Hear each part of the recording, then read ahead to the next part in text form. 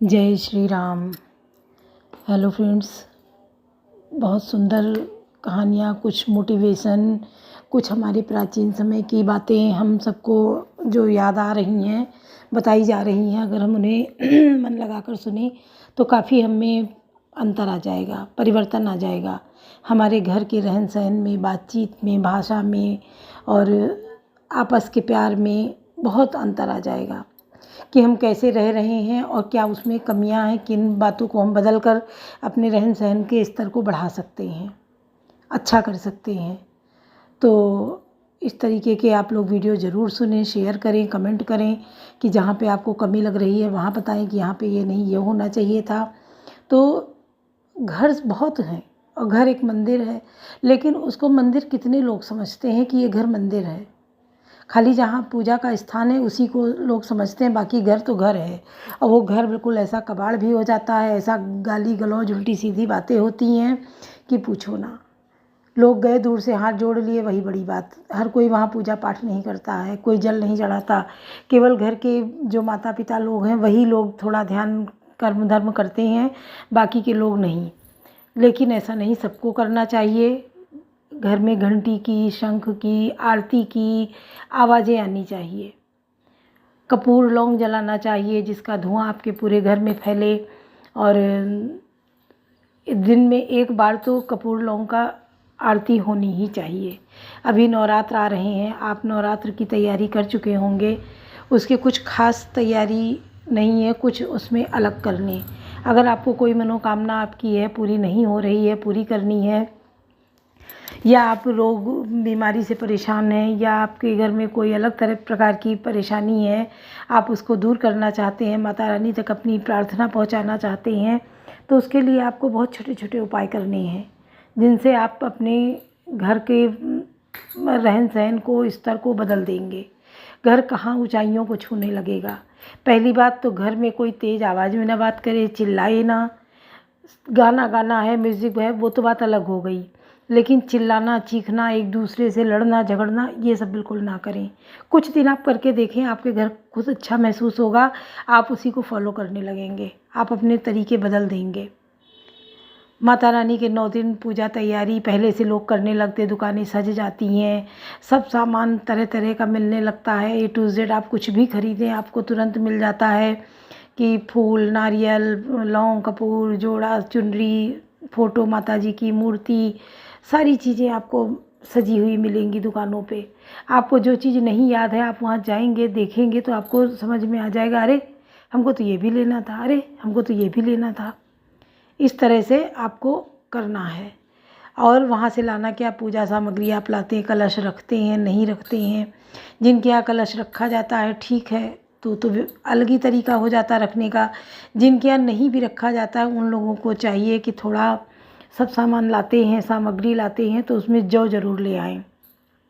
और उन जौ को ला के जिस दिन प्रतिपदा का दिन होता है, अब की बार तो आपको ये पड़ रहा है 30 तारीख को, 30 फरवरी से नवरात्र शुरू हैं, तो आप उसके एक दिन पहले 29 तारीख अमावस्या है, उसी दिन आप जौ को कटोरी में भिगो दीजिए पानी में। वो आपके जौ भीगते रहें। और मिट्टी आप अगले दिन के लिए तैयार कर लीजिए, फोड़ के एक बुरादे जैसी पूरी मिट्टी बना लीजिए। और एक बड़ा प्याला लीजिए, मिट्टी का हो ना हो तो स्टील का कटोरा भी चलेगा, मिट्टी का ज़्यादा अच्छा होता है। मिट्टी का सिकोरा जिसको बोलते हैं, प्याला बड़ा सा, छोटी थाली कह लो, उस टाइप का हो, वो प्याला ले लीजिए। और सुबह जब स्नान ध्यान करके पूजा की तैयारी करें, वहाँ माता जी का मंदिर सजाएं, सब तैयारी करें, तो उसमें वो जौ जो हैं उनको मिट्टी में मिला लीजिए बराबर से, और मिट्टी में मिला के उसी सिकोरे में भर दीजिए। अगर कलश रखना है तो लोग उसी में कलश रख देते हैं, नहीं रखना है तो भी कलश अलग रखें और ये जौ अलग रखें एक बर्तन में। उन जौ को पूरा भर के रख दीजिए मिट्टी में, और पानी हिसाब से डालिए, बहुत पानी नहीं डालना है। और सारी फिर पूजा तैयारी करिए, आप कलश स्थापना करिए, माता जी की पूजा करिए, अक्षत, जल, फूल, फल, आरती बत्ती, धूप बत्ती सब आप करिए, आरती भी गाइए, कोई कोई आरती गाता है, कोई कोई आरती गाता है, श्लोक कहता है, मंत्र पढ़ता है, दुर्गा सप्तशती का पाठ करता है, कुछ भी आप सोच लीजिए। बहुत लोग पूरा दुर्गा सप्तशती नहीं कर पाते हैं तो एक एक अध्याय करते हैं, पढ़ते हैं। वो भी नहीं तो हिंदी में पढ़ लेते हैं, पूरा समझ में भी आता है। और एक एक किसी दिन 2 पढ़ लिए, किसी दिन 1, किसी दिन 2 करके 13 अध्याय हैं सप्तशती के, पूरे 13 अध्याय हिंदी में पढ़ लो। और ये जौ पे आपको शुरू में कपड़ा नया हो धो के और गीला करके निचोड़ दीजिए, उन्हीं जौ के ऊपर ढक दीजिए, कपड़े को ढकिए। फिर शाम की आरती के समय खोल लीजिए, सुबह आरती के समय खोल दीजिए और फिर उनको ढक दीजिए। हल्का हाथ से पानी छिड़किए उनके ऊपर, बहुत नहीं डालना चाहिए। हाथ से पानी छिड़कते रहिए और जौ को ढके रहने दीजिए 2-3 दिन। देखिएगा कैसे पीले पीले बिल्कुल जौ निकल के आते हैं और वो जौ आपके यहाँ कितनी खुशहाली लाते हैं। जब वो पूरा प्याला भर के आपके जौ जमते हैं तो बहुत अच्छा लगता है देखने में। इसका मतलब है आपके घर में बहुत बड़ी खुशखबरी आने वाली है, कुछ अच्छा कार्य होने वाला है। चूहों से बचाए रखें, चूहे उसको खोद ना पाएँ, क्योंकि बहुत जगह क्या होता है चूहे खोद डालते हैं, सारा जौ निकाल के खा लेते हैं और जमने नहीं देते हैं। तो पूरी कोशिश रखें, इसीलिए कपड़ा ढकना है उसके ऊपर और उसको चेक करते रहें। फिर क्या करना है कि आरती पूजा किया, रोज़ भोग लगाना है, दोनों टाइम का प्रसाद बांटना है, पूरे घर में आरती करनी है और वो आरती भी घुमानी है पूरे घर में। उस आरती का जो है पूरे घर में ले जाइए, हर कमरे में दिखाइए जाके और आरती ज़ोर ज़ोर से गाइए, घंटी बजाइए पूरे घर। घंटी ऐसी होनी चाहिए कि बहुत ज़रा सी आवाज़ वाली छोटी सी ना हो, जो आपको जहाँ बजा रही वहाँ भी कहो कम ना सुनाई पड़े। घंटी ऐसी होनी चाहिए जो आपके पूरे घर में उसकी आवाज़ गूंजनी चाहिए। पूरे घर में आप उस घंटी की आवाज़ गूंजाएं, शंख बजाएं, घंटा घड़ियाल सब बजता है, आरती भजन होते हैं। और फिर जो सुगंध आपके घर में आती है, फिर उसका फलाहार बनता है। पहला और आखिरी तो प्रतिपदा और अष्टमी तो सभी लोग घर के रहते हैं, कोशिश आप भी करें कि ऐसा हो। नहीं है तो आप उसको करवाइए ऐसा, एक दिन व्रत रहने में कुछ नहीं होता है। फिर जो फलाहार बनता है उसकी खुशबू पूरे घर में जो फैलती है, उसका एक अलग ही लगता है कोई उत्सव है। और सच में वो 9-10 दिन का जो उत्सव होता है नवरात्र का, हर मंदिर सजते हैं, घंटे घड़ियाल बजते हैं, लोग मंदिरों में जाते हैं, लाइन लगकर दर्शन करते हैं। चाहे वो काली बाड़ी हो, चाहे काली जी का चौक का मंदिर हो, चाहे माँ चंडिका माता मंदिर हो, चाहे नैमिष का मंदिर हो, ललिता माँ का मंदिर हो, कितने मंदिर हैं, सब सजते हैं और लोग सब जगह पहुँचते हैं आरती पूजा करने के लिए। और भेंटें गाई जाती हैं माता रानी की, जगराते होते हैं। और हम लोग को बढ़ चढ़ कर नहीं हम जा सकते, अपने घर में गाइए भजन कीर्तन। जिस समय खाली हो, कोई नहीं है तो घर में कीर्तन करिए।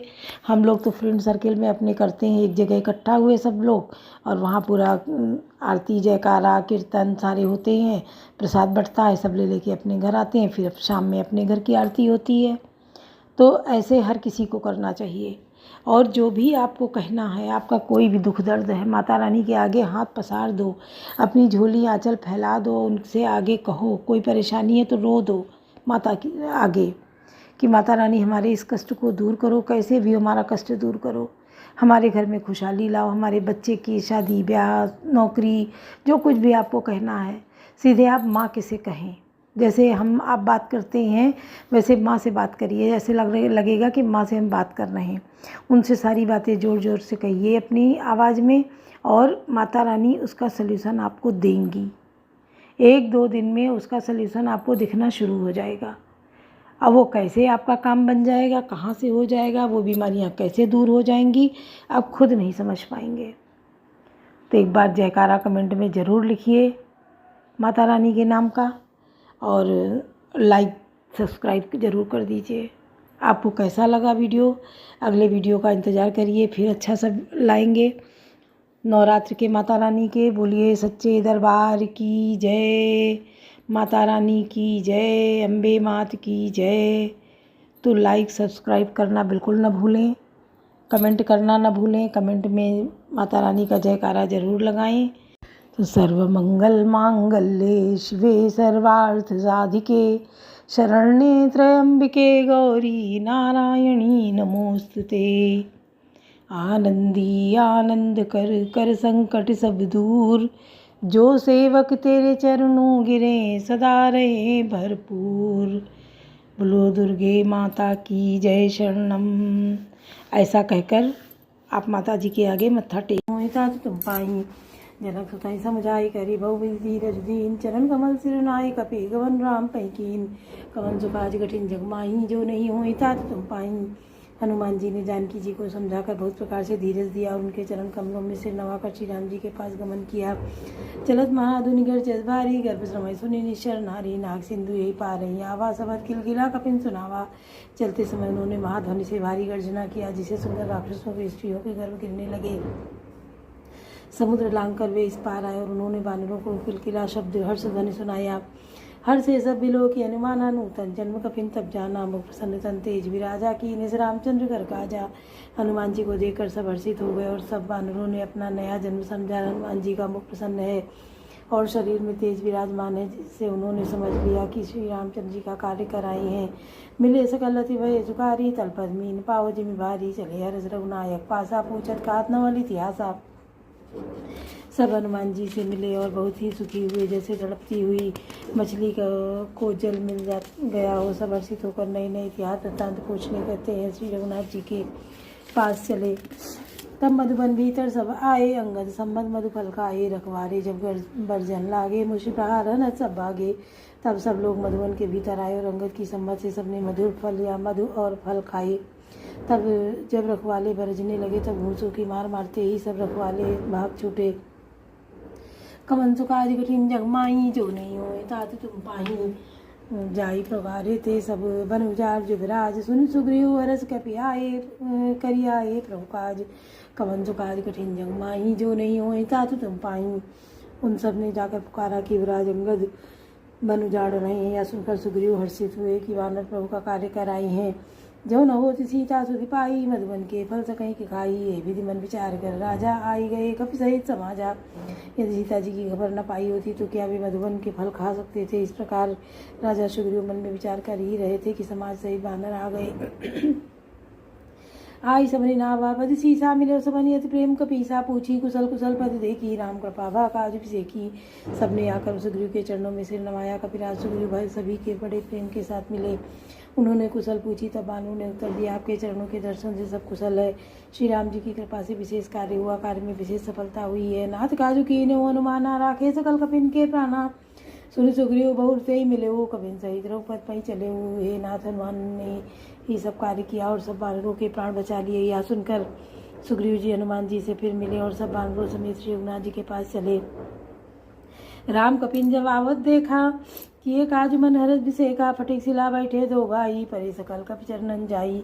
श्री राम जी ने जब वानरों के कार्य को किए हुए आते देखा, तब उनके मन में विशेष हर्ष हुआ। दोनों भाई फटिक शिला पर बैठे थे, तब वानर जाकर उनके चरणों पर गिर पड़े। कौन सुकाज कठिन जग माही, जो नहीं होए तात तुम पाई। प्रीति सहित सब भेटे, रघुपति करुणा कुंज। पूछी कुशल नाथ अब कुशल देखी पद कुंज। कौन सुकाज कठिन जग माही, जो नहीं होए तात तुम पाई। दया की राशि रघुनाथ जी सबके प्रेम से गले रखकर मिले और कुशल पूछी। वानरों ने कहा, हे नाथ, आपके चरण कमलों के दर्शन पाने से सब कुशल है। जामवंत कह सुन रघुराया, जा पर नाथ करो तुम दाया। ताहि सदा सुख कुशल निरंतर, सुर नर मुनि प्रसन्नता ऊपर। जामवान ने कहा, हे रघुनाथ जी सुनिए, हे नाथ, जिस पर आप दया करते हैं उसे सदा कल्याण और निरंतर कुशल है। देवता मनुष्य और मुनि सभी उस पर प्रसन्न है। सोई विजयी विनयी गुण सागर, ता सुजस लोक उजागर। प्रभु की कृपा भयो सब काजू, जन्म हमार सुफल बा आजू। ये वही विजयी है, वही विनयी है और वही गुणों का समुद्र बन जाता है। उसी का समुद्र सुंदर यश तीनों लोकों में प्रकाशित होता है। प्रभु की कृपा से सब कार्य हुआ, आज हमारा जन्म सफल हो गया। नाथ पवन सुत कीन, जो करनी सह सौ मुख न जाय सो भरनी। पवन तनय के चरित सुहाए, जामवंत रघुपति सुनाए। हे नाथ, पवन पुत्र हनुमान ने जो करनी की है उसकी 1000 मुखों से भी वर्णन नहीं किया जा सकता। तब जाम्बवान ने हनुमान जी के सुंदर चरित्र कार्य की श्री रघुनाथ जी को सुनाए। सुनत कृपा निधि मन अतिवाए, पुण्य हनुमान रसिया लाए। कहो तात के बात ज्ञान की, रात करत रक्षा प्राण की। वे चरित्र सुनने पर कृपा निधि श्री रामचंद्र जी के मन को बहुत ही अच्छे लगे। उन्होंने हर्षित होकर हनुमान जी को फिर हृदय से लगा लिया और कहा, हे तात कहो सीता किस प्रकार रहती है, अपने प्राणों की रक्षा करती हैं। कवन सो काज कठिन जग माही, जो नहीं हो तात तुम पाही, नाम पारु दिवस निशि ध्यान तुम्हार कपाट, लोचन निज पद जंत्रित जाहि प्राण के भाट, कवन सो काज कठिन जग माही, जो नहीं हो तात तुम पाही। हनुमान जी ने कहा, आपका नाम रात दिन पहरा देने वाला है, आपका ध्यान ही किवाड़ है, नेत्रों को अपने चरणों में लगाए रहती हैं, यही ताला लगा है कि फिर प्राण जाए तो किस मार्ग से।